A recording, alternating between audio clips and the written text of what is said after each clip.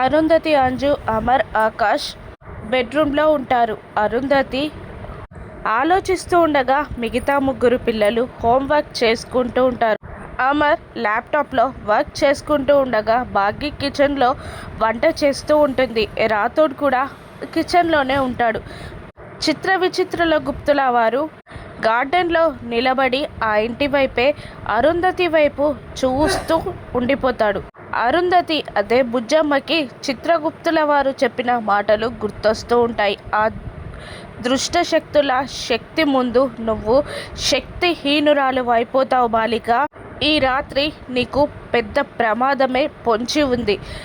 ఆ ప్రమాదం ముందు నేను కూడా ఏమీ చెయ్యలేను అని చిత్రగుప్తుల వారు చెప్పిన మాటలని తలుచుకుంటూ ఉంటుంది అరుంధతి. యాదమ్మ వేషంలో ఉండే ప్రచండ హాల్లోకి వచ్చి ఏదో మంత్రం జపించగానే ఇంట్లో ఉన్నట్టుండి కరెంటు పోతుంది. దాంతో గుప్తుల వారు టెన్షన్ పడుతూ ఉండగా భీకరంగా నవ్వుకొని ఒక క్యాండిల్ పట్టుకొని పైకి వెళ్తూ ఉంటుంది యాదమ్మ. అదే ప్రచండ. పైన రూమ్లో బుజ్జమ్మ ఉంటుంది. ప్రచండ వల్ల బుజ్జమ్మకి ఏదైనా ప్రమాదమా? ఈ ప్రమాదం నుండి అరుంధతి తనని తాను కుటుంబాన్ని ఎలా కాపాడుతుందో రాను ఎపిసోడ్స్లో చూద్దాం. Thank you for watching.